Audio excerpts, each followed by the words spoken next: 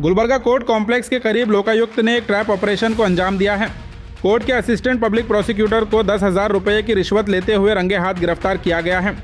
मालूमात के मुताबिक कर्नाटक लोकायुक्त गुलबर्गा के सुपरिंटेंडेंट ऑफ पुलिस सिद्धराजू सी के गाइडेंस में यह ट्रैप ऑपरेशन चलाया गया।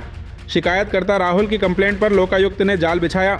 आरोपी की पहचान संतोष कुमार लोखंडे के तौर पर हुई है, जो गुलबर्गा के 5वें JMFC कोर्ट में असिस्टेंट पब्लिक प्रोसिक्यूटर यानी APP के पद पर तैनात हैं।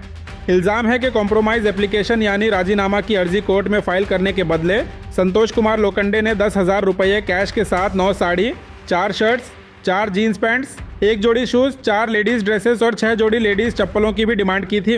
लोकायुक्त के investigating officer police inspector Arun Kumar की टीम ने कोर्ट कॉम्प्लेक्स के करीब ट्रैप लगाकर आरोपी को 10,000 रुपये की रिश्वत कबूल करते हुए रंगे हाथ पकड़ लिया। इसके बाद उसे गिरफ्तार कर लिया गया।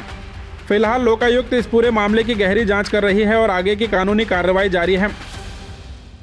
अल्ताइबा स्कूल गुलबर्गा का मशहूर इदारा, जहां qualified teachers, smart classes, library, science और स्पोर्ट्स ग्राउंड के साथ दीन और दुनिया दोनों की बेहतरीन तालीम दी जाती है। LKG से 10th तक एडमिशन्स ओपन है। आज ही विजिट करें और अपने बच्चों का एडमिशन करवाएं।